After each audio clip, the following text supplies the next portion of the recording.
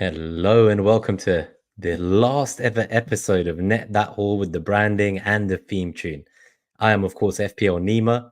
I'm joined by my co-host today, man on pod, Craig. How are you, Craig? Good to have you back after, I think it's 70 days since the Game Week 38 video we were all on together. Feel quite privileged. Last ever episode, I don't feel worthy of such an occasion. At least we come with our commiserations, black baseball caps on to signify the magnitude of what this is. Yeah, we're both here mourning. Day.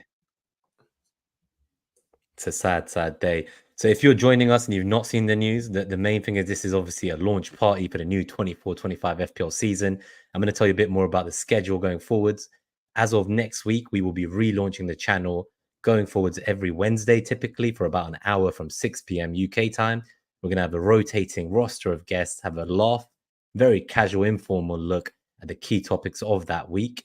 It'll be more of a fireside chat kind of vibe. So I'm glad to be here with Craig, who obviously I've been with on Net That Hall many times last season. So big thank you before we get started to obviously Chris, FPLMariner, and Gabriel at FPLLens, the co-founders of Net That Hall, and 4 seasons together, ultimately leading in the Gold Award at the FCAs. So thank you everyone in the community who voted for us, who supported us and got us there. We really lived the dream through this community. But now today will be the end of the haulers. So we're just going to look at kind of our first impressions of the new game, couple of our top tips and rules that we have personally for our own play styles going forwards, and then look at the kind of the first 5 game weeks fixture wise, top goal scorer predictions, and take questions. We're probably going to be out of here by about 9:30 p.m. unless you guys ask a lot of questions at the end. But as always, we will start the questions and answer them when we get there. But I think without further ado, Craig, as we kind of welcome everyone in the chat, we'll get the shout outs going as well. Thank you to anyone who's come from FPL Juice. So thank you to the Juice family who have sent everyone through the redirect at the end of their show. Really appreciate James, obviously, from LaunchPod. What a guy, a legend. So without further ado, let's look at the changes, our first impressions, Craig. I'll let you take it away. I've put the new changes today from FPL Challenge as well, if that's your kind of thing. But yeah, well, what are your thoughts? What's your favorite change, I suppose? For different reasons to many. I think that the free transfer move benefits me. So I guess I have to view that as a positive change because I have played Sky for quite a long time. I've got used to the sort of the way you play that game and the way you do well at that game. And a lot of it is caution and making the right opportunities to make big transfers because you've got such a limited amount. And there are many times in FPL where I feel like managers make a transfer because they feel like they have to. And there was occasions last year when I had 2 free transfers and I didn't really want to use one because you had to, or you lost it, you used one. And I think there'll be very tactical ways to play these transfers now. Adds a new dimension to the game. And I think just because we've played Sky and I'm used to, at times in Sky, making 4 transfers at once. So that novelty won't be there for me, like it will be for a lot of other people. I think a lot of people will see 3 transfers, 4 transfers and think, well, this is exciting, rub their hands together and want to use them all. But for me, I don't have that. It's a bit like, I don't know if it was like for you, Nima, if you go, like when people go to university and they live maybe in a small town or a small village somewhere. So when they go to a big town and a big city and then they get to go out to all these big nightclubs and all that, it's a big shock to the system for them. I had people like that at my university with me that spent the first 6 months of university like basically just going out all the time because it was new. Where I grew up, I had that through college a little bit, so the novelty wasn't there for me. So I maybe studied a bit better than them or did other things differently to them at uni because I didn't have the same experience as them. Where here, I kind of feel it's a bit similar for me. So I think a lot of people will change the way they play, probably for the worse, because of this transfer situation. And hopefully, because it's not so new to me, that I can sort of take advantage of that and use it to my advantage over them. So I'm probably quite looking forward to not necessarily having 5 free transfers, just the new tactical ways to play this and the changes and the different styles now and different strategies around it. I think that will suit me the way I play more than some others. So it's a good one for me, that one. And RIP to Sky Fantasy as well with that news. I know FF stuff are trying to rebuild it using Telegraph as a base scoring system and then some custom coding, but it's all very last minute. So fair play to them. Good job if you're interested in Sky. go check out what they're doing. But controversially, I'll talk about my least favorite new thing, which is the mystery chip. I just don't understand how I can like plan ahead. I'm a planner. I love chips. I love chip strategy. That's where I'd like to think I get my edge most FPL seasons. And not knowing what one of those chips will be and if it would make me change how I would use the other ones really does have a bit of a negative impact on my mind going in. So I hope it's kind of like a one-off thing where you can only use it in a specific time period and you can't, it's not like a new thing that's like a long-term strategy. But in terms of the new changes today, these are for actually the challenge mode. And I really want to say those are my favorites so far because I didn't find much reason to keep going back to it. So now I'm going to make a league for this new channel, obviously, as we refresh the branding next week. And let me know in the chat if you're interested. We can do like a challenge league because you can keep the score for the full season long now, Craig. And obviously before it felt a bit pointless because every game week it would reset and then I wouldn't know how I'm doing against you guys in the mini league over time. It would just always be game week specific. So I'm glad they've made that change at least. Don't know if you saw that news today. I didn't, and I never played it last year. I'm not completely convinced I'll play it this year either, to be fair. It's just one more game to try and commit to each week, isn't it? I already do a few different versions of FPL. I've got an account where I'm in a league where you have to keep 30 million in the bank at all times. So obviously you don't get no Haaland, no Salah, no players like that. You have to pick from the weaker teams. I quite enjoy playing that. So I'm in a league. There's about 50 of us that play that. So I do that. I play FPL. I'm gonna get fan team and stuff that go this year as well with no Sky. So I feel like 3 games is probably enough for me without having to focus on challenge, which is maybe a different strategy and stuff as well. So yeah, I don't know. Maybe I'll be persuaded to play, but maybe at the moment I've got no intention to play. It is a lot of thinking. I think what I like is the first few game weeks at least. It's like a 5-a-side format, so I don't need to like go and pick like a full squad. So it feels a bit more manageable. But I'm not sure if it will revert back to 11 players after the first 4 in this set in the screenshot. So yeah, let's keep going. I think we'll go into the FPL side of things for this season. I'd love to see kind of we've both put 2 things down on paper that are our kind of rules or ways of playing. I'll let you go first and let our viewers know kind of, Craig, what kind of some of your rules of thumb, I guess, when you play FPL, and maybe tell people, anyone who's not come across Craig before on his pod, Man on Pod, do let us know kind of how many seasons maybe you've been playing and what kind of manager play style you consider yourself. I've been playing far too long, since about 2008, I think. So I think just when I finished uni, so I'm one of the old fogies, if you want to call it that played for ages. Yeah, I've been doing Man on Pod a few years with Darren and Martin, and this rules pod or these rules are quite interesting because we make them at the start of every season. We do a whole pod dedicated to this. So the top one of the 2 on the screen at the moment is one of the ones from last year, and despite obviously the game being a bit different this year, I will stick to it again.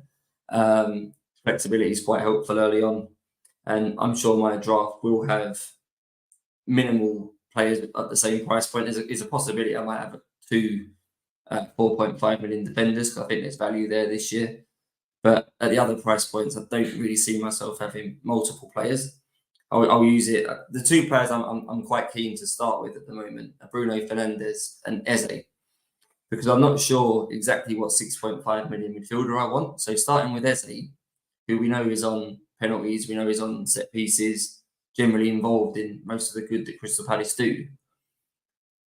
Start with him at 7 million when one of the 6.5 million mids obviously starts really well and puts themselves above the others. It was in Waymo last year at that price point, wasn't it? It started better than others. I've got the budget obviously to then make that downgrade move to him. I think I'm a bit the same with Bruno Fernandes. He's got a decent first fixture. From the minimal I've taken in around the way the bonus points have changed, he seems to benefit from that. So it's not a bad thing for him to have that. And so I think he's quite a nice price at 8.5 million that you can downgrade again to a Gordon or a Bowen or whoever else is going to take off at that price point. So you've got 2 nice downgrades there. That frees up then money to, if you want to move to a Trent or a Saliba or something from a cheaper defender, you can do that. So that one rule I will try and stick to again. Not too many players. I don't see the point in 4.5 million defenders, for example. I know some people will do that and it might work for them. But I've seen that, as a back 3 rotation, 4.5s. Yeah, it just doesn't give you a lot of flexibility. I know there's a lot of players at that price point, and even at that price point, there's still sideways moves you can make. But it's not really for me. Just The before your second one, second tip, actually, because talking of defenders, do you consider yourself as more of a 4.5 million defender or more of a 6-7 million defender? For anyone who's listening on podcast, obviously you won't see this photo on the show on YouTube, but there's a photo of when we were there at the Emirates and Craig plays in the back line. So what price defender would you consider yourself in they FPL? priced me at they priced me at 5 million for game week 39, right, when I was playing for Team South. So I guess there was a reason for that. Okay, so you're above Unfortunately for these me, I'm quite 4.5s. tall, so I've got decent goal threat from set pieces. But usually in most teams I play for, I'm also like the quickest defender, so I tend to stay back on the halfway line for set pieces in case there's a counter attack on from our corner. So maybe I don't go forward enough. So 5 million is probably a fair price for me. I think maybe even 4.5. I I'll thought be we an were ever going to present use your 4.5. Emirates experience to pitch you up a bit to at least a 5.5, like almost like a Pedro Porro. No, put me down as an Israeli consul, right? They put him at 4.5. I'll be a 4.5 with him. Sounds Okay, so you're fair going to enough. go down. I guess game week 39 is not the same level as professional Premier League, so you do need to drop another 500,000, unfortunately. So jokes aside, I'll let you get your second tip out to the viewers before I rudely interrupted about this photo of you at the Emirates, which I found quite funny. This is a new rule, actually, that I'm going to bring in for this year. It's kind of always been in the background for me, but I've never really committed it and put it down on paper as a rule. But obviously, every season we get teams with new managers. So, as an example, this year Brighton have got a new manager, Liverpool have got a new manager, Chelsea have got a new manager. There's 3 teams. Then you'll get new players into the league from abroad. And also you'll get new teams that have been promoted from the Championship, new players stepping into the Premier League maybe for the first time, things like that. Around those teams and players, there's a lot of unknown, right? You kind of, with the managers at least, you can have some sort of evidence and some gut feeling about how they'll play based on how they've played at previous clubs.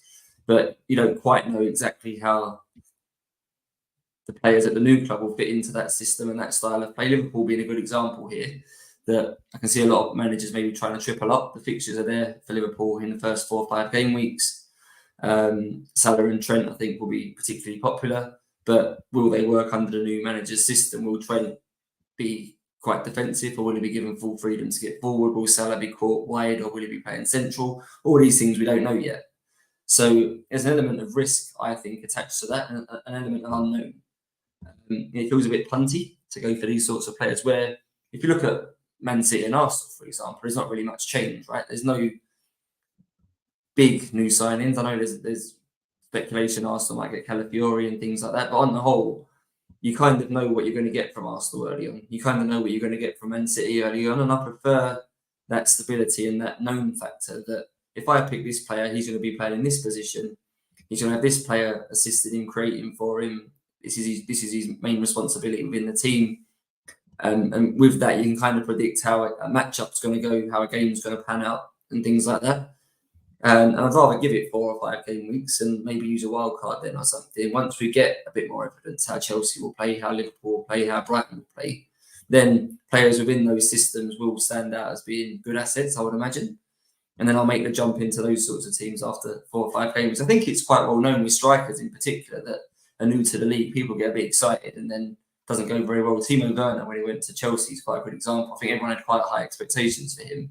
He was quite well owned in game week 1 of that year, and then everyone had to sell him because he didn't do very well. So I feel like more players flop than do well in that situation. So yeah, that's just a rule I'm going to try and stick to. I'm not saying I'm going to have no Liverpool or no Brighton in game week 1, but I'm certainly not going to go piling into those teams just because it's just a bit too punty for me. No, I think I totally agree with you. Just on that note, while we're on this topic, because then we can talk about it now.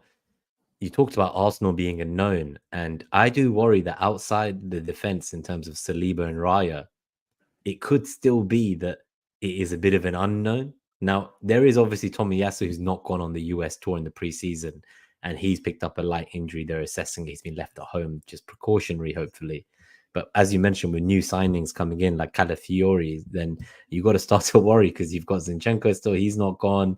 You've got obviously Ben White, you've got Kipior, you've got Timbers coming back in as like a new signing almost. So I think personally, I see some people considering the double up, but if I do go, and right now the kind of the only draft I've had since the game launched, I do actually have double Arsenal attack. And so just I wanted to add to that, I think the defense could be like a new type of defense we've not seen yet. And apart from Saliba and I'd say Gabriel after him, and even Gabriel's not as secure, I would say. I'm not so convinced by that defense not being a new thing. So yeah, I would just consider them, even though Arsenal attack might be a more predictable and known, and Saliba might be a known, I'm avoiding the rest of the defense personally. But let me know if you're going double defense in the chat. Do you see a Man City situation with Arsenal? Obviously, their defence hasn't been the most trustworthy. You never quite know if it's Diaz, Akanji, Stones, Ake, Gavardi, people are taking risks with Gavardi. He's in a lot of drafts at the moment, right? And I expect him to play. But he might play like 3 or 4. I don't think you can trust any Man City defender to play all with the first 4. Do you think Arsenal is getting a bit more like that now? For sure. I do think it's going that way. If you look at all the signings Arteta's ever signed since he arrived, like 4 or 5 seasons ago, it's so many defenders.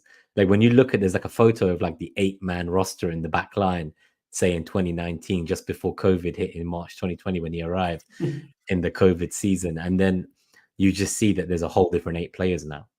So like there's been 16 players have moved in total in these few seasons. Yeah, Tierney, then Cedric, Maury. He's still got Tierney. He's not even been sold yet.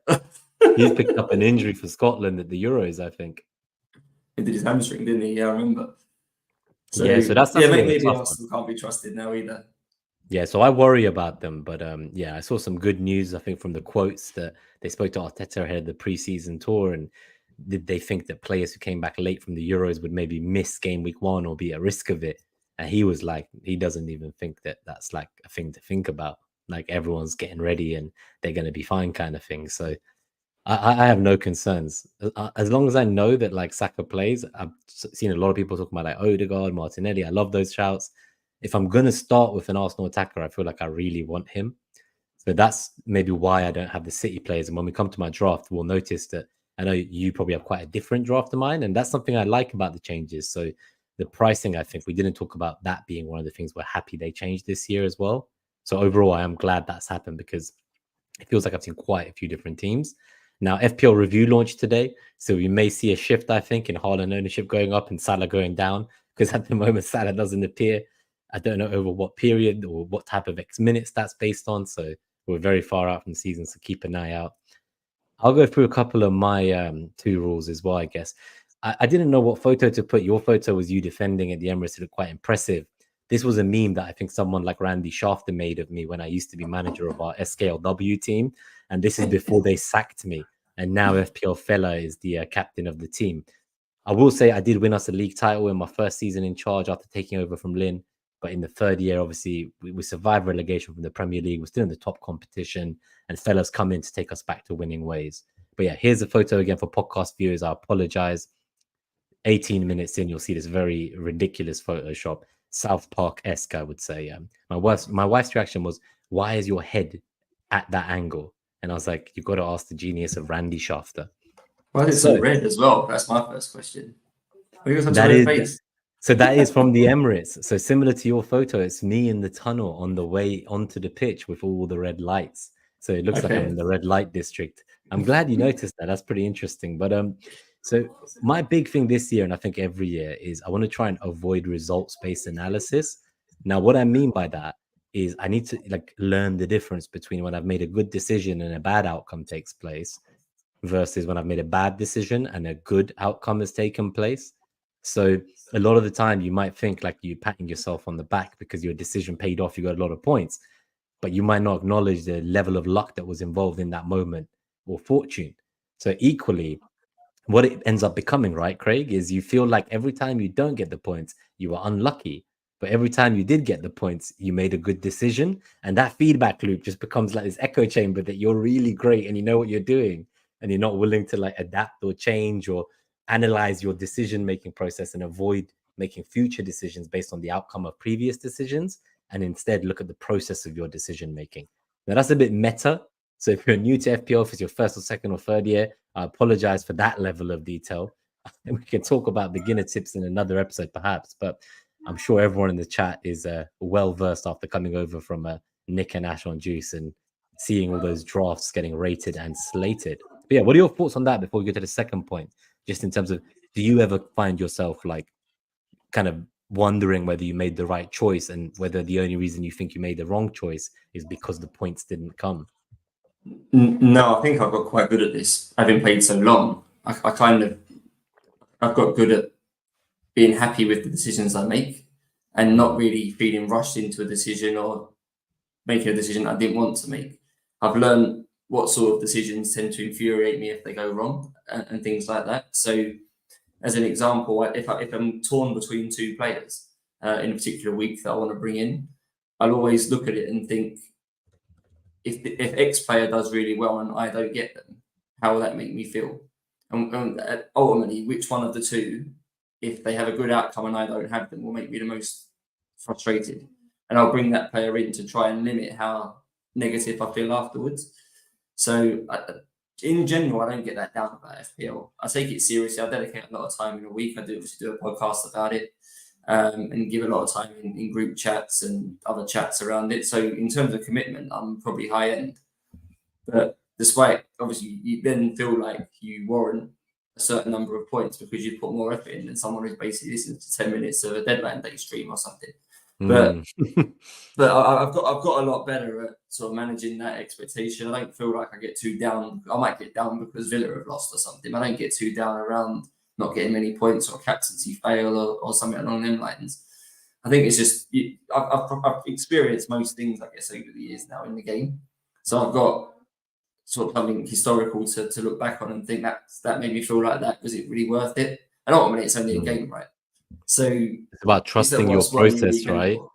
It's like, I think that kind of what you're saying, and I guess the first point almost nicely segues into the second point, because it's all about, if you do trust the process, then you're not going to go on tilt. And I think that's exactly what BW Split is saying, our hauler in the chat, about nothing teaches the perils of results-based thinking better than poker. So yeah, so many times, and I think this is a great analogy. I play FPL, in fact, like poker, and you know my love for ownership, Craig, like EO and captaincy, and I feel like I'm playing against the field and I'm playing chess rather than I'm trying to get the most points, and that's the wrong way of playing for sure. If you want to win the game, 100%, I would not disagree there. But that's something I enjoy. So I think the next point, and we'll go on from here about just a few final drafts we'll look at and questions. So I want to also, as well as trusting our processes, Greg, I want to be able to learn to adapt. So in the past, I've like been stuck to my decisions where I'm like, I'm going to, use my wild card in this double game week. It's going to happen in game week 29. I'm going to wait. And then something changes. And like everyone did it in 26. I was then going to do it later. But then an opportunity came for game week 28. And Chelsea suddenly had a double game week they didn't have. And next thing I was like, oh, now there's a double game week in 28. The Chelsea was announced late. And there's the 29. And the people who wildcarded in 26 didn't have the info about the 28 double game week. Yeah. This was, I think, the season before last when Veg was 2 seasons. Yeah. Yeah, and Burnley and the double game week. So I remember I brought in Reece James. He got like 18 points. He got injured. And then I sold him for Robertson to bench boost in 29. So I literally last second changed my whole strategy from wildcard like 31 or something, or 34, bench boost 35. Because I was like, wait, I can get an edge. I can move here. Like everyone else has kind of gone in 26. And now instead of just being wed to my idea that I'm going to do the plan I had, something has changed, materially changed. So I've said here about chip opportunities, but also opposition injuries. If you think a fixture suddenly becomes much more targetable and there's certain suspicions and injuries and you want to just go all into it, now more than ever, when we're going to have maybe 2, 3, 4, 5 free transfers rolled up, some people, you could really go heavy steam piling into a team that you had 0 of before, get 3 of them, still have 2 free transfers, get the one for the week after, and then transfer all 3 of them back out. We can do stuff we've never seen. And I'm so excited by these prices and so many players in those price points that you were talking about. So yeah, that's my thing. I want to assess this season because there's never been a season with rules like this season. So there must be something that we'll notice where there will be a chance to get an edge. And it's harder and harder to get an edge, right? I wouldn't call myself a maverick, but I've got a maverick streak in me. And this kind of feeds into what you're saying here. I'm always looking to do something different just because. There's no real reason for it. It's probably one of my detriments in the game, really, that I can't help myself, that I feel like I have to try and be a smart ass. I don't want to follow the template. I have to do something differently to everybody else to justify it to myself that I get. It's not an arrogance, but I feel like I need to prove that I'm better than what the template is doing. So I have to try and do one or two things that are a bit. I might bring a different player in. I might play a chip in a different week. And I think this year will become a bit easier again for me because I think there won't be such an obvious template now. It's not a case of roll or make one particular transfer, move X player to Y, which is what the templates become quite a lot. Now each week someone will have one transfer, someone will have four. There'll be all sorts of different ways to play the game now. That I think those that have played by basically following review and following a template, there's still a place for them and they still may do well playing that way. But I think it'll be a lot harder for review to seek out the optimum moves this year. And especially because it's so maybe have to new, make their right? own decisions because people will naturally have teams now that is not like what the content creators have got. So people will be forced into making their own decisions now rather than just copying somebody else or copying an algorithm site or something. So hopefully this will play to my advantage. But yeah, it's exciting. Anything that's new and different and sort of opens the game up is exciting, right? So I'm looking. It's probably the most I've looked forward to a season for 4 or 5, I would say, in FPL.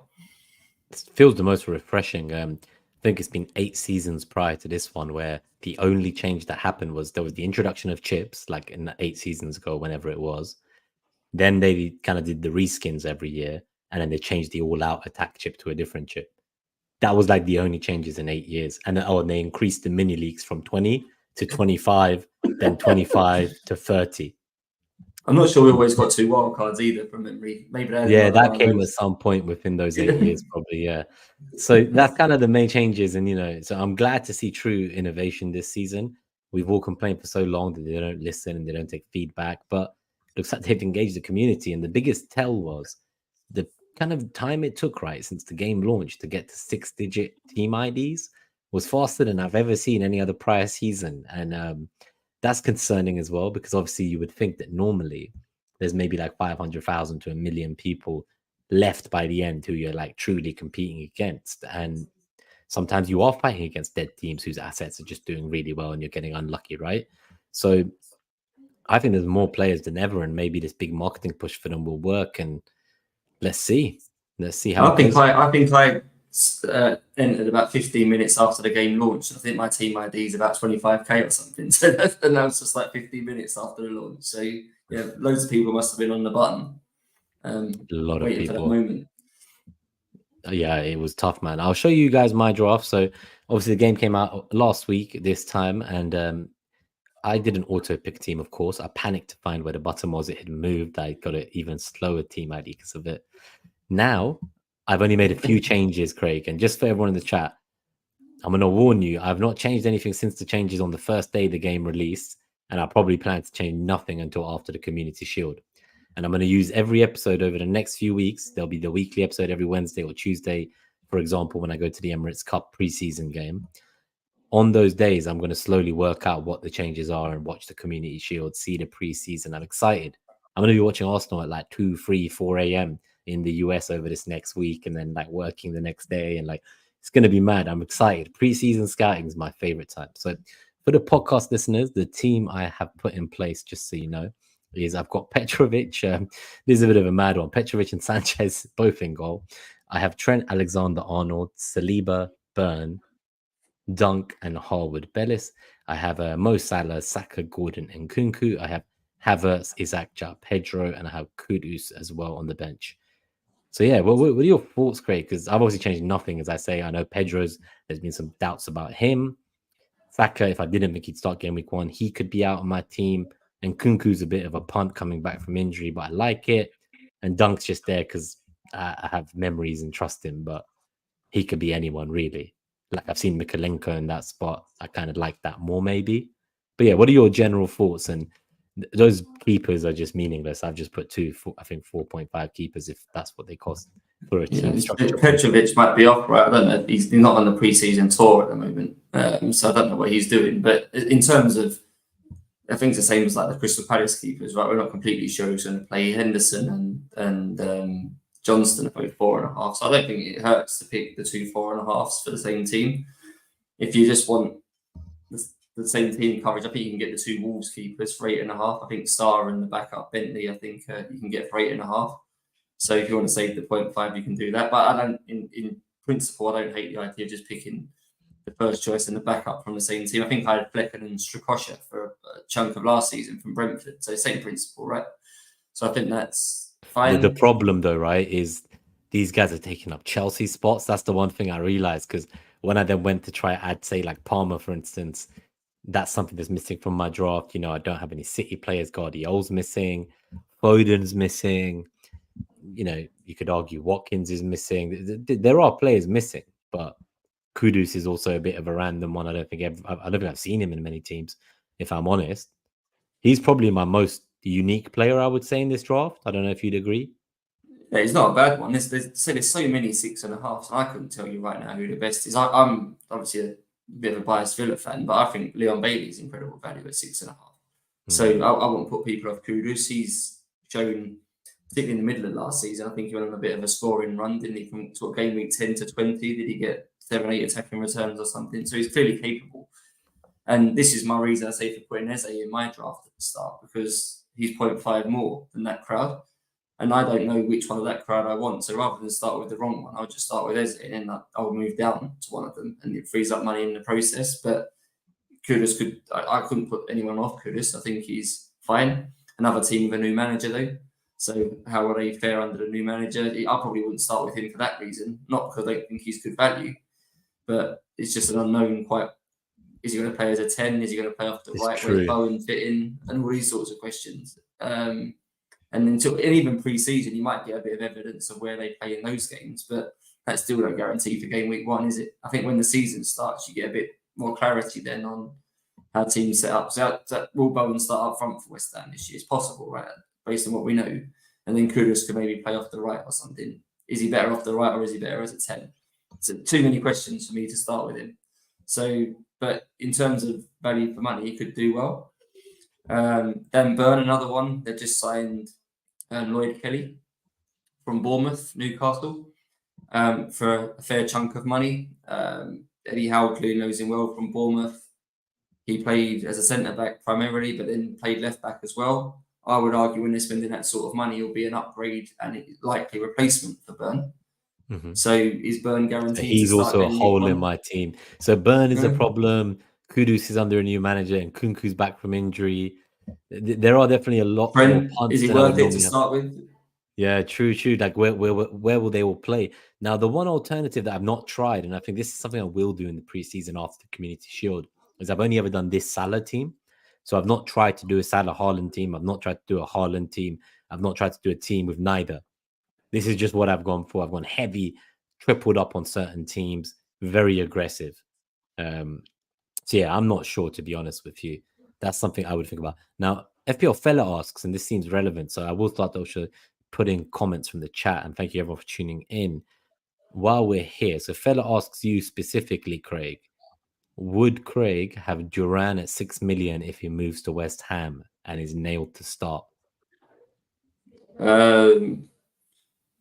If I had a strategy that needed a player at that price point, yes. I've seen teams now with Muniz or Chris Wood or someone like that. They're about 6 million, both of those two. I think Duran has the capabilities of doing very well. He's quite raw. He's quite a clinical finisher. I'd certainly pick him over Chris Wood. I think him against Muniz is quite tight, but I wouldn't put people off. I think that's a fair price for a starting striker at West Ham with his capabilities. So my team at the moment, whether I stick to this draft or not, has got 3 more expensive strikers than that, so I don't need that price point. I think my draft at the moment's got Isak, Havertz and Watkins as the front 3. I'm not coming down to the 6 million. But if you've got Haaland and you're looking for a third playing striker to accommodate that, then yeah, I think he's a decent own. This again, just another one. Do you go for Muniz at the start? Fulham, I think, on some of the fixture tickers are suggesting that Fulham starts quite good. Again, you know from Fulham last year what you're going to get from Muniz. I think how the team's going to set up. West Ham, new manager, a new player into the new manager's plans. Maybe again slightly risky. So I'm kind of contradicting myself. I think over a season, I think 6 million he'll be good. I think if it was me, though, based on what I know at the moment, I'd probably start with Muniz ahead of him just for that sort of security of knowing what to expect from him. But you're getting a good player for 6 million if you get him. I think one thing I'm just going to do as well before we go on from this draft, right? So we have kind of the FDRs for the first 5 game weeks from an attacking point of view. We have them from a defending point of view, and we have the top scorers from the spread betting markets. So before we look at those very briefly, we'll probably look at those only for 5 minutes as a quick scan. We'll then go to the Q&A. I've already started 16 questions in the chat from everyone. So sorry if it feels like we've not come to you guys, but this is going to be a much shorter episode than we're used to in NetDAO. It's not going to be 2 hours, 2.5 hours. So we're just gone straight into it. Halfway through, I will say, please do hit that like button if you're enjoying the episode so far. Subscribe if you're new. If you've come over from Juice and it's your first time, we will be relaunching next week. There's also some more news that will come. So as well as this channel relaunching under a new brand with the kind of rotating guests each week and the fun perspectives we're going to bring this season with the casual fireside chats, there is a YouTube channel linked in the video description and podcast description that I opened today. Keep an eye out for the 13th of August, Tuesday. That is something else that will be announced in due course. It has currently the name Lawnmower. It's just a code name. It's in stealth mode. Please go and subscribe if you want to support me, what I'm going to do next, and what is going to be an exciting new season of content that I'll be announcing for the kind of, I guess, the phoenix that will rise from the flames of NetDAO Hall and the success of it over the last 4 seasons, the Arsenal podcast with Clayton, and now a third new baby along the way. So please do go to the video description and follow the new channel, and you will be first to hear about this. So before I go into all of those FDRs, let's just shout out everyone who's tuned in live. So FPL Juice first in the show tonight. Thank you guys for getting everyone involved. Podner, one of our haulers as well. What's up, Podners? Good to see you, buddy. Give me a holler. We've got BW Splitter next. Howdy, all good to see you. Lindsay O, lots of haulers here, all coming in for the farewell show. We've got Gabriel as well at FPLLens himself here to support the gang. Nehao, good to see you, buddy. Who else do we have? We have Claire FPL. Good to see you. Thank you for tuning in. FPL Eric, lovely to see you. Glad you were looking forward to this. And it's also great that Gabe was here too. FPL Discomfort says, I'm not crying, you're crying. So I think it's been a tough time. Fingermabob, good to see you. Wishing everyone the best. By far my favorite podcast. Sohan, lovely to see you. Thank you for tuning in. FPL Mike Halpin, thank you for tuning in, buddy. Blue Danube Joe, good to see you, mate. Lots of haulers been here tonight. Love you all. Sorry that it's taken so long to say hi. And now I'm rushing through to make sure we say hello to everybody as an intermission before we continue. If you want to get some water, now's a good time. You could bring some for me through the channel too. But FPL Eric, new member, first time hauler.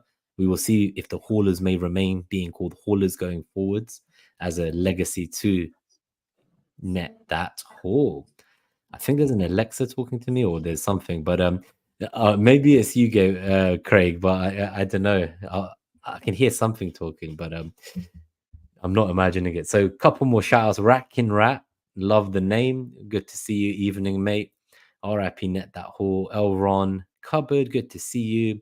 JK, good to see you. Nathan Smith, no Grimsby fans doing any podcast this season makes me sad. That is very true. Ignatius Brian Laxana, good to see you, buddy. We got FPL fella asking, what guests have you got lined up? So there's at least, I'd say, 10 to 15 people who've said yes. So there's a long roster I need to announce at some point. And I'm sure there'll be some regulars, hopefully like Craig, who will come back again. We have who else? We have Gareth, Pashley, good to see you. Sorry to see Net that whole version going. Loved it. Getty FPL evening. Darnish, good to see you, buddy. Colm, good to see you. FPL Maggot. Raid from Juice, FPL Wade Wilson, good to see you. Wow, we have got a lot of people. We've been popular tonight, mate. K7, good to see you. FPL K9, we're going to miss Gabe's insights for sure. I think we're almost there, guys. Thank you for bearing with us. Evening, gents from Black Screen. And yeah, I've got a few questions started as well. I think we're almost here. We've said hello to everybody who's come in, I hope. If we missed you, apologies. And one last one, Red or Dead69, thank you for the message. I will put this question at the end, buddy, in the Q&A, which we're going to get to in about 5 minutes time. And I'll make sure we answer that for you. And what have we got here? We got FPL Discomfort mentions, Nima hates the mystery chip, but teases the mystery channel. Yes. I can see the the hypocritical nature of my ways, FPL Discomfort, mate. So yeah, let's I think go into the FDRs. And should we just have a super brief look because it's so far out? And as I said, I'm unlikely to change my team till Community Shield. Maybe we just talk about the top 3 or 5 attacking teams. So this is obviously the Fantasy Football Hub up the stats area. They interestingly have over the first 5 game weeks Fulham top for attack with 9.1 goals for. The top 4 are kind of tied, really. It's Southampton, Crystal Palace, and Liverpool between 8.9 and 9.1 for all of them in terms of goals. A little bit of a drop to Leicester, Brighton, Newcastle, and then Man City with 8.3. On the opposite end of the table, we've got Chelsea actually forecast to score the least goals. Man United and Arsenal in the bottom 5 or 10 almost as well. So it does make me rethink perhaps some of my team here, going with a risk like an Nkunku when he's supposedly in the bottom 20th for attack in terms of fixture difficulty. Now, why I've chosen 5 game weeks is because I want to see whether I can attempt to do the whole rolling all the first 5 game weeks and then wild card in game week 6 and then still have 5 free transfers going forwards and just see if that's a new strategy that I've never been able to do before. And it's like a first time because I used to be able to roll free transfers in the fan team game last year. But if you used your chip, you would lose them. So this is like a whole nother new level of layer of strategy that didn't even exist then. And I feel like quite excited to give that a go. So another reason is to plug the Wire lads. They just did an episode, I think, earlier today, talking about like wildcard windows, and they compared lots of different ones with different timestamps for each of them. So the one that resonated with me most was the game week 6 wildcard in that video. So I'm not going to attempt to repeat their brilliance. Go and check that out in your own time, guys. Anything on the attack here scream out to you, Craig, before we just move on swiftly? I just don't like a lot of these attacks. I don't think I'd say newly promoted teams, not for me. Southampton and Leicester. I think Liverpool, as I've said, new manager. Brighton, new manager. Crystal Palace, not necessarily a new manager, but it's going to be a bit of an overhaul in how they play. Obviously, Elise's left. So elements of risk with how that's going to work. They've got the new guy, Kamada, that just brought in, who's worked with Glasner before. They've got the young lad, Franca, who played a little bit last year. Will he play Jordan Ayew? So Fulham, as I just mentioned Mooney's to Fella's question just now. I think he's a steady person to start with. I don't hate him for these good fixtures. So I think Eze's a helpful one to start with because you can come down from him to one of the 6.5s. Other than that, the top group of this I'm not overly keen on for various reasons. So I know people have put time and effort into this, but I think I'm going to ignore it. This chart. Yeah, no, I wouldn't disagree. I'm currently ignoring it, right? With like double Arsenal attack, Chelsea attacker. Like the last thing, I'm just having a look. Do I have anyone from? Okay, no, Watkins. I don't have Watkins or Solanke. Okay, fine. Son is there. Yeah, no, I don't know. I think easily as well. When you change this to say 4 weeks or 6 weeks, you just see the order change probably quite a bit. Maybe not massively, but it will overall. So I would always take it with a pinch of salt any period of time you're looking over. The reason I like this is because I like to look at the attacking FDR separate to the defensive FDR, because I think the attack can have a good fixture, but your defense could have a bad fixture, for example. So I just don't think the official FPL FDR is fit for purpose. And as you know, we don't have Mariners now anymore going forward. So we will use the tools we have. I will also look at Scout because I did see they had the Stats Bomb contract this year, which I've always heard is supposed to be the best XG model in the industry. I'm a sucker. I'm subscribed to every tool, every app. Like, I just love this shit. I love the data. So for me, any new cool stuff I'll check out from both services. I'd like to say I'm platform agnostic and not exclusive with anybody. So yeah, the defensive FDR, and then we'll go on to the Q&A. This one has Liverpool top, but as you mentioned rightly, it still only predicts 1.1 clean sheet in those 5 fixtures. It then has Aston Villa 1.1 as well and Brighton 1.1. Closely followed by like 6 teams on 1, which is Fulham, Southampton, Palace, Forest, Newcastle, Leicester, Everton. None of the teams any of us are probably expecting. That's Chelsea, Arsenal, United, Spurs, City, all bottom half from a defensive FDR point of view for the first 5. What are your thoughts in this case then? So is there any assets here that, like, does this make Trent like a lock-in for you? I know you said earlier, like, am I sure? Because obviously it's a new system, but when you combine both their attacking and their defensive FDRs, they're close to top in both, top for defense. Am I wrong here to view all 20 teams as the same? Because 1.1 we would round down to 1, and 0.6 we would round up to 1. So basically all 20 teams are going to get 1 clean sheet. So if you don't do any decimal places, but we are doing decimal places, unfortunately. I think this suggests you It's think so looking at close. these But numbers. would you This is say no clean favorite. sheets? Is this Yeah, predicting one clean? Is that like nothing else to take from this table? Just free at the back. That's what we're suggesting then. free at the back and cheap. I love it. Fair enough. I guess that does mean that we need to also look at kind of the new bonus changes, see how that impacts assets, and if that changes the way we think this season. I want to very quickly look at the top projected scorers. This one is not from Fantasy Football Hub. This one is from Rob TFPL on Twitter. He's got the 24-25 season top projected scorers based on spread betting season-long goal markets. So the total projected goals got Haaland on 27, Salah on 18.8, Saka on 16.8, tied with Watkins, Isaac, and Son all on 16.8. Then we go down to 15.8 for Solanke and Tony, 14.8 for Palmer, 14.3 for Havertz, and then we get to Darwin, Foden, Jackson, and so on. Eze makes it in at 9.5 at the bottom there. And we go all the way down to Gross on 5.8, Pascal Gross. So this has 60 players. Come and look at it, 46 minutes in the timestamps if you want to see, or go to Rob TFPL on Twitter. And anything scream out to you here from these guys? And I would say firstly just that Palmer, I think people were surprised. They were asking if it included penalties, and it does. It's all goals. Are you surprised by that? Is it shocking to think that they won't get as many penalties as, like statistically speaking, as they did last season? No, I think you don't know where he's playing again, right? New manager, will he play him as a 10? Will he play him off the right? Those things have an impact on his output. You would think maybe if he's out wide, he'll get more assists. Maybe as a 10, he's in the box more. Is he guaranteed to take penalties? In Nkunku's, you obviously mentioned him already in this pod, he's back. He always took pens before they signed him everywhere.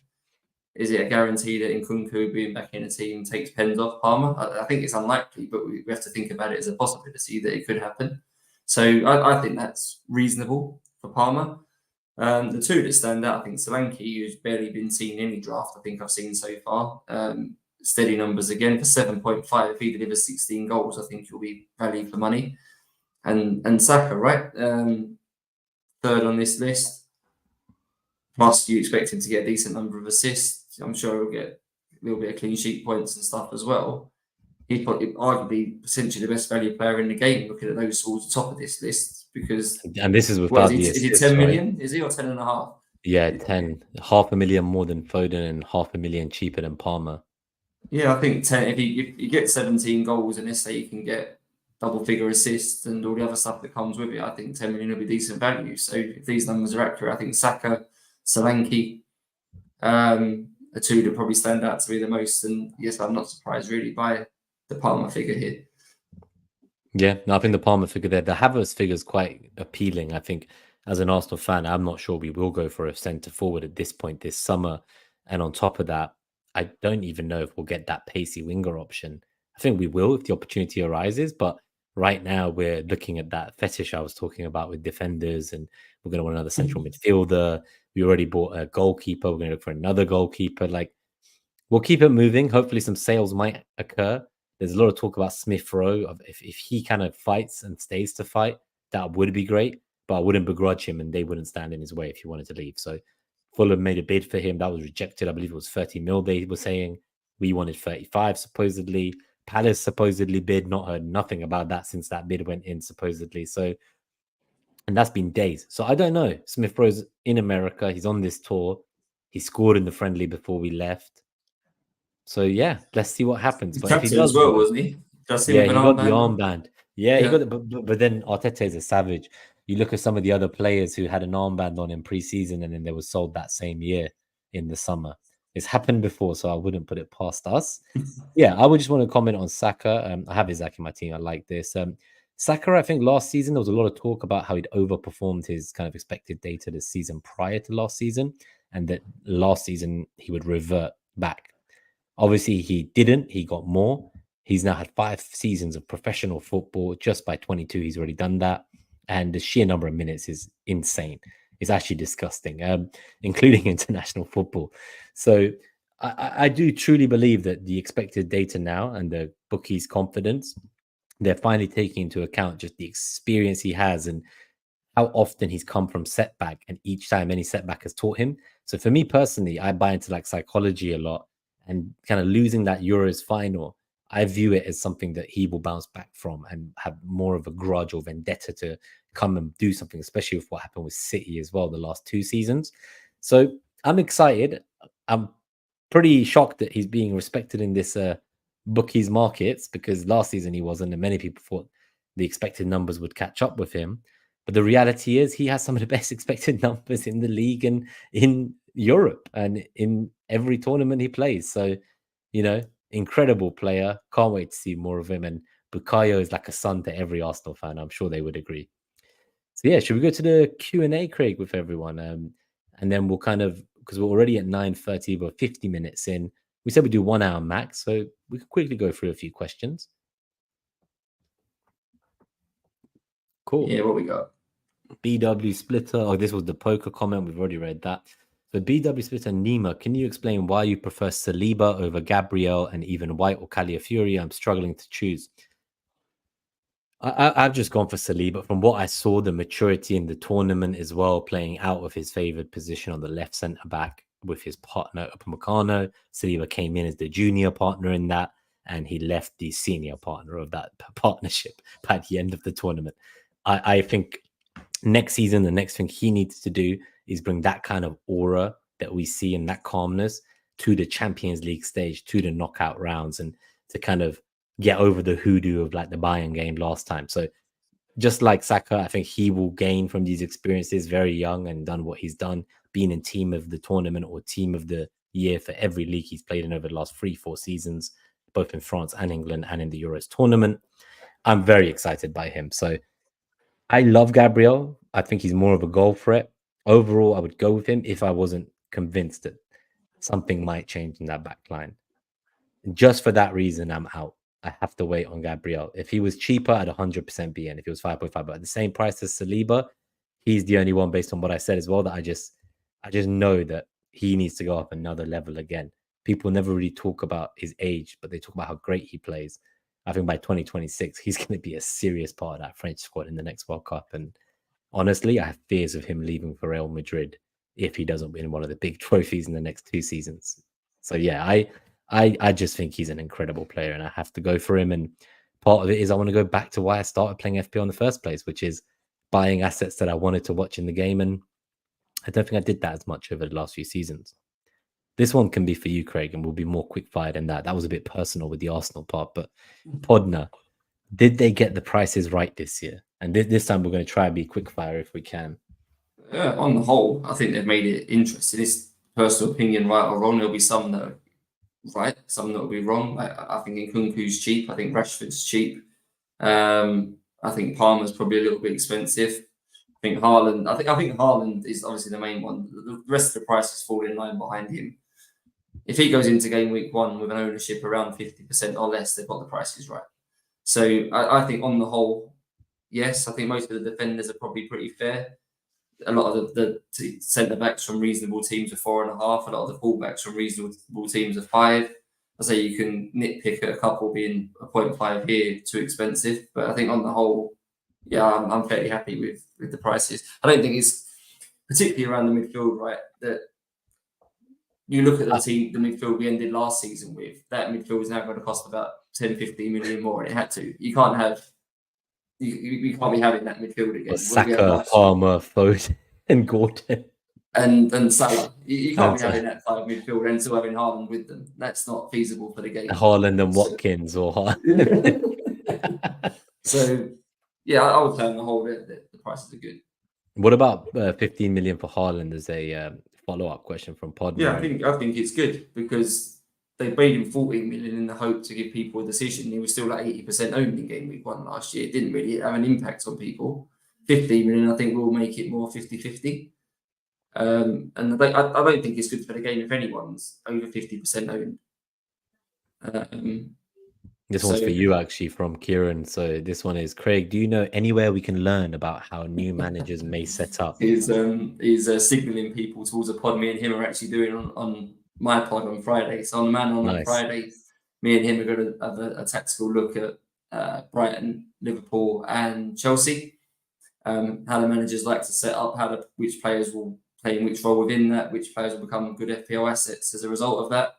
So yeah, I think sort of on Friday. We're going to have a little chat about that. So he's a little bit of self-promotion there, Kieran. We'll send people your way though. And Kieran, I did notice the hauler status dropped. The membership was removed, my friend. But FPL fella, love Craig's idea. Start with players you trust and move on to the ones that will show you what they're doing. That's just a comment. Elron Cupboard, another one of our haulers on Patreon. Kai versus Odegaard. I'm personally going to say Kai here. I like that he doesn't take up a midfield slot as well, especially if I'm going to look at like double Arsenal attack. It just feels like a no-brainer. But yeah, let me see what else we have. So the next question, unless you disagree, do you have any points towards Odegaard? No, Havertz for me. I think his bonus point potential goes up by being a striker. I think as well, and I think you could argue he's maybe 0.5 cheap. Havertz, where I don't think Odegaard's necessarily cheap. I think he's a fair price. Saka's probably a fair price. I think there's an argument Odegaard is Havertz is a little bit cheap, especially if you say Nima they won't sign another striker. I think I don't think they will. 30 up front. I think he's the starting striker now for Arsenal going into the season. Let's obviously watch pre-season, and I'll be watching those 3 a.m. games, as I said. So, black screen, Havertz better than Saka, surely. Yeah, I think Havertz was the first one in my team, and if I was going to drop one before the game week 1 deadline, it'd probably be not Havertz. So, yep, I agree. So, FPLK9, avoid teams with new managers to avoid Sir Palmer. So one of the rules, obviously, you mentioned earlier in the pod, in your rules for kind of FPL, was about avoiding new things in general. I don't have Palmer in my current draft. Maybe I will cave in eventually, but right now I just want to wait and see what Chelsea do, and I'm just going to try and back the variance of not getting penalties as much as they did, basically. I'm not even considered it for game week 1. Will he play on the right? Will he play as a 10? Will he take penalties? They've got Man City game week 1. It's a wait and see until sort of week 3, week 4, I think, and then come back to it for me. What about Ignatius? Avoid King Mo too then? So I'm on Mo right now. Not so easy because of the fixtures and because of what he's generally like. But I'm hesitant. He's the one player that I might break the rule with. At the moment, I do have him because I think his ownership will be very good in game week 1. And I don't want to be caught short if he does go off against Ipswich. I'm more likely to have Salah than Trent, I think, at the moment. But it's very unlikely I have both. I think it'll just be one Liverpool player for me, one of them two. And I'm not overly keen on no Salah and no Haaland. And I think Haaland's too expensive. So Salah's in, but certainly not set on that. That's fair. I think for me, I've currently got Salah in, but I will keep a lookout on what happens with that Liverpool attack and if there's a cheaper way in. But part of it is the fixtures as well, and part of it is he's just like 2.5 million cheaper than Haaland, right? So in my mind, I'm only probably going to have one of the two. I do worry though that actually Haaland will be the higher ownership come deadline with FPL reviews release, unless some things change under the hood and you see Salah's kind of appear in more of the solves when they run the algorithm. But yeah, I'm interested to see the impact the review has on the casual player base as well, across work mini leagues and groups of friends at home and family leagues, because definitely I'd say the data and the algorithms are getting more and more out there into the ecosystem. And it's becoming like other kind of fantasy sports in the US where like it's very data driven, right? And kind of like European fantasy sports as a, I guess, opposite has always been a bit behind, lagging behind. So that's my thoughts. Europe is catching up with American fantasy sports, and hopefully we see more exciting changes from FPL. So what do we have here? We have Red or Dead's question. Is going for Haaland or Salah and fixture-based teams like Fulham and Forest to make up the numbers with an early wild card? So would you kind of just like put together a team that's like got, whoever you prefer for fixtures from the premiums of Haaland and Salah, or I think it might be both they mean, but then because you need to fund both of them, right, with budget options from Fulham and Forest, and you kind of then tied into the wild card, they're saying. I don't hate it. The latest Man On pod, we did a little plug for that pod. We looked at game week 1 strategies, and then we put together some teams that fit in with that strategy. And some of the strategies we looked at had Haaland and Salah both in. Some looked at what you might do for an early wild card, even in game week 2, and really attack game week 1. Some looked at sort of proactive early transfers. I know you said, Nima, at the moment you're quite keen to roll through the first 4 or 5 weeks and then play the wild card. That might There's a team change though, but yeah. There's a team in our pod that is very proactive in using the free transfers early to try and gain an edge, because more managers might be hesitant and look to roll the transfers. So I don't think there's a right or a wrong way. I think what you do have to sort of have half an idea of, I wouldn't say completely commit to, but have half an idea of what sort of plan you want early on. I don't think you can play with no plan. So I think you have to go in with an agenda that you're happy to wildcard game week 4, you're happy to wildcard game week 6, you're happy to roll transfers. I think you have to have a sort of a strategy in mind. Obviously, there's a bit of flexibility within that. So if your strategy is have Haaland and Salah, cover the 2 big players, make sure probably by having both, you probably guarantee yourself a reasonable start in the game. And then if it looks like you need to move off one, or the other players you've got in your squad aren't performing, then the wild card's there as a get. Or let's say you roll 3 transfers, and then in game week 4 you've got multiple transfers to make some changes. So I don't think you can advise on what's right or wrong. Everyone's, the way they play the game is different, right? I can't say having both of them is a good thing. I can't say having neither of them is a good thing. This strategy with, if you have the best 2 players, you obviously have to have weaker players with them to afford it. It's pretty obvious. But that might be the best way to start. Yeah, no, definitely. I think because we've hit the 1 hour, I'm now going to definitely just these last few real time. I'm not going to take any new questions, but there's some funny ones in here as well. So very quickly, Elron asked about Arsenal lads, Eddie, Reece and Smith Rowe. Yes, I think definitely just if they get moves to Premier League clubs, keep a lookout. Eddie looks like he's going to France though, I think, and Smith Rowe might stay. So let's just keep a lookout. FPL discomfort. Which Arsenal player, if they get their rumoured move, interests you the most? So I think for me, Smith Rowe at Palace would interest me the most if that happened. I'm not sure if I would buy him at Fulham, but again, good in either one, as long as he's getting minutes. Ignatius, who's your top picks for the 6.5 million midfielder slot? So I'm going to play the clip by request from Podner, just while I look at who are the 6.5 million midfielders for now. But let me quickly get you guys a clip. So from the old times, and Nick's here as well. So I've just seen his trigger here. So we'll come to you, mate. He says, with the ability to say 5 transfers, will it make managers too cautious? He likes to be aggressive and build team value early and is not planning on changing style. That's a really good counterpoint. That is really quite a point that I'd love to discuss with you, in fact. So I've already kind of let the viewers know today that there are going to be many guests coming on in the future. And we're looking to get Nick on in one of the early game weeks of the season, bring the gang back together.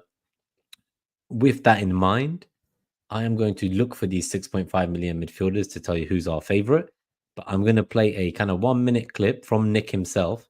And it's by popular demand in the live chat. If you're new and you didn't see this on Net That all the time, enjoy. The legend of FPL, Nick Triggerlips.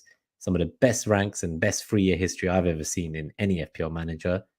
And he was disgusted. Just watch him drink the water bottle after he sees live on air a popular FPL bandwagon from Twitter score. And while that goes on, enjoy, get your water, and we will come back to answer the final questions. And he's getting his goals and assists. Oh, 3-1. Hold up. Don't know who scored the third. Annoying. I think it's the Corey. Again, no, Gray scored. So I've got him in Sky. Okay. Oh no, that's going to damage my FPL rank though. You're right. Whatever happens, it's so sad when our FPL is more important than fan team. That's devastating. Next on top. BitLiveFPL.net is going to crash. Let's have a look. Oh wow, the average and the safety score have gone way up. Having DCL out and then having that prick Gray score, it's just like it's ruined my fucking day, that's. You know, you get it's ruined my day too, to be fair.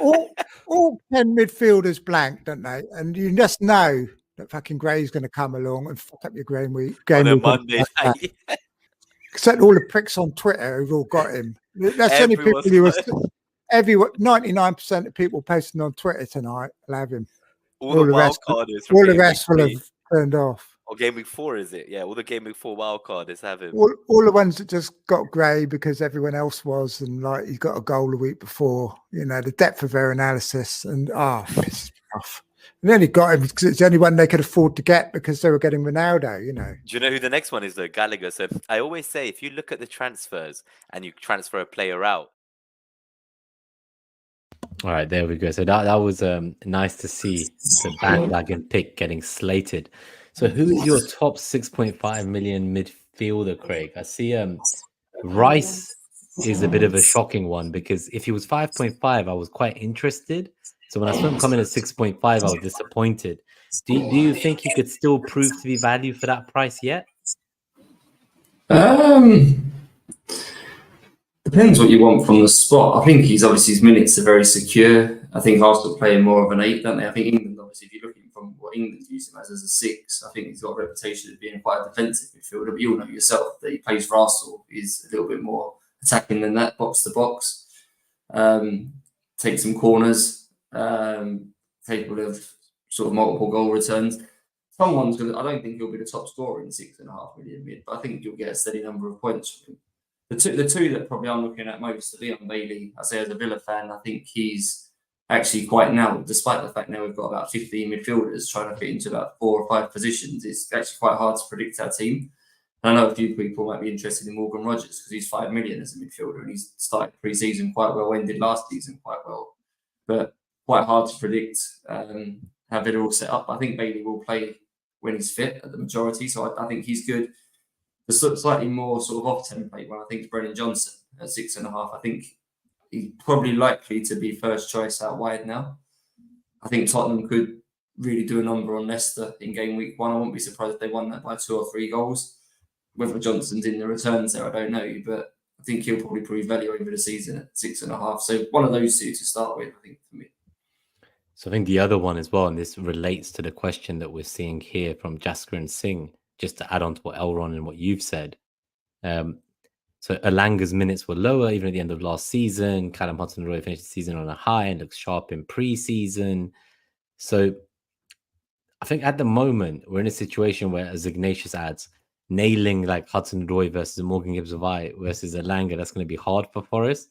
So if you can get that right, one of those could be a great enabler for having something like Salah, Haaland, Isaac, Kai, as Jasperin suggesting. So I just want to get those all in there at once and say that maybe a Forest midfielder. Do we really want a Forest midfielder, Nima? Really? Is that what we've come to? No, so I've got Kudus in that slot right now, right? So I'm comparing, I guess, Kudus to Forest. Yeah, it's one I'll have to wait and see, I think. It feels a bit desperate for me, resorting to Nottingham Forest players. I like to have players from good teams. That should have been one of my rules earlier, good players from good teams. So Elron asked, any love for Edouard while Mateta is in Paris for the Olympics? Not for me. It's kind of, if Eze stays, I'm happy. Munoz, I'm keeping an eye on, looks exciting, but not really much else for me. This question from Black Screen. If you missed the start of the episode, I recommend at the end going back. We'll give a quick shout out to Gabe and Chris. Wish them well in their next chapter. And as this era of net, that all comes to an end. On that note, thank you everyone who supported us so far. There's a few final questions I'm going to answer, but before that, I'm going to shout out all the haulers who are supporting the channel still today and who are planning to be here for the rebrand. So super haulers, we've got FPL Robbie, Greenback Golf, Harbour Boy, David Harrison, True Fandela. Thank you for everything. Haulers, we have Dread FPL, Podner, Blonde, FPL Teacher, Donny FPL, Tom Gorsuch, Devindra Raj, Lindsay, Akshay, Dom, Claire FPL, Tusks, Catherine, Harry Not Kane, Sebastian Koo. We've got Benjamin Lockwood. We've got FPL Rubber Ducky, Big Mike, FPL Planner, Grady, Jasper and Singh, BW Splitter, the FPL Juice show, of course, as well. And I've redirected the end of this show when it ends back to their episode if you missed it earlier. Great watching as they explain what they're going to do this season and changes they've got. And Neil, inshallah, Mo Salah. So thank you all the haulers on Patreon. We also have, last but not least, Elron, FPL California, Mike Burke, Draft Alchemy, Dr. Green Farm, Michael Rodriguez. Thank you all for your support. It is truly end of an era. We could not have won the Gold Award, I will say, without you all. And in answer to the question, Gabe will be announcing what he's doing soon. So he will be probably on X, and he will also be rebranding and maybe doing some analysis in some other forms for football, more so than FPL. He has deleted his FPL account. Mariner, as we know, he actually quit towards middle of last season. So we wish them well in their personal lives, their professional lives. We will all remain friends, so there are no rumors as well. There's been no falling out between any of us, of course. But when this channel began, it was born in lockdown. It was 2020. No one was allowed out. We had a lot more free time. And all three of us were in a different stage of our life. And all I can say is, I don't know how we managed to get 3 consecutive finals in our 3 full seasons of doing FPL with a 4th half season. I don't know how we did it, and it wouldn't have been possible without the haulers who all were here and voted for us. So I hope you follow us to the next chapter. What I will do with this channel, with the guests, and what I'll do on the new channel linked in this video. If you want to support that as well, that's brand new, starting on the 13th of August. Do go follow that. But otherwise, please hit the like button on this video. Subscribe to see what we're going to rebrand as. Go check out Man on Pod as well, obviously. Craig just recorded earlier, and he's got a show on Fridays, he mentioned. So I'm excited. We're back, baby. It's been 70 days since the last video, as I mentioned. I feel good to be back. And thank you, everyone, for everything. But before we go, Craig, is there any final questions we should answer? I've started maybe 2. These are funny ones. So these are no more FPL ones, because now we've had a heartfelt moment. So we're just going to do some comedy and then go. So Elron, will there be a dusty, unused exercise bike on your new channel? Funnily enough, there was one in that Nick video, and that's at least a few years old. You'll be glad to know the bike has finally been moved out of the way. It's still just as dusty. I am looking to do something else with that. Hopefully I can get it sold on to free up space. But yeah, watch this space. I'm hoping to change not just the graphics, but my setup to an extent. What else do we have? So Hassan Lort's question was, I said no more FPL. I'm sorry. So we don't think Havertz is being overlooked, because I definitely think a lot of people today seemed like they prefer him to all the other Arsenal attackers. So I would say that at the moment, he's getting quite a lot of attention. But another funny question from Elron before we go, where he said, did you get that shirt in the 1970s, Nima? So I don't know if he meant the one in the video with Nick, or if he means like the Arsenal Puma shirt. This one's the Alexis one. This is like pre-Adidas becoming a sponsor in the last 4 or 5 seasons. So if you meant the one in the video, then yeah, maybe, because I think back then I used to wear quite crazy, vibrant summer shirts, you know, like those flowery shirts and crazy designs on Net That Hall. We used to go live at 11 p.m., guys, just going down nostalgia lane on a Monday night. It would be 6 a.m. on Tuesday for Mariner and 3 p.m. in West Coast America for Gabe. So back to round off, and before we go, it was crazy. We managed to keep this ship steering 3.5 seasons, and without further ado, it's on to the next chapter. This is the last episode of the Net That Hall branding, and I'm glad I could share this moment with you, Craig. I'm glad that Gabe was here in the chat. Thank you, everyone who tuned in and came to wish us well. And yeah, it looks like we've got Nick in trouble as well. The wife watched that and was not amused, so she's not amused by his reaction to Gray or maybe to what my outfit was saying. I don't know which one. But to see us out, instead of just the music, I'm going to play another final video. And this one's not as long as the Nick one. This is 20 seconds. This was the first ever guest we had on Net That Hall. And I said to them, you can be the 5th crew member. They're top 5 or top 3 in the world. Tom Badges. They're one of the best FPL managers in the world over a long period of time in Scout and on all the websites. But let's just see this edit as we say goodbye to Net That Hall in this chapter. And let's just enjoy that moment when we can have a little self-deprecating humor. And we'll see you guys next week. I'll announce the guest, the new branding, the new name. And please support us in the next endeavors. Have a lovely week, everyone. Definitely our most popular member of the Net That Hall crew. And you can definitely be our 5th crewmate now going forwards.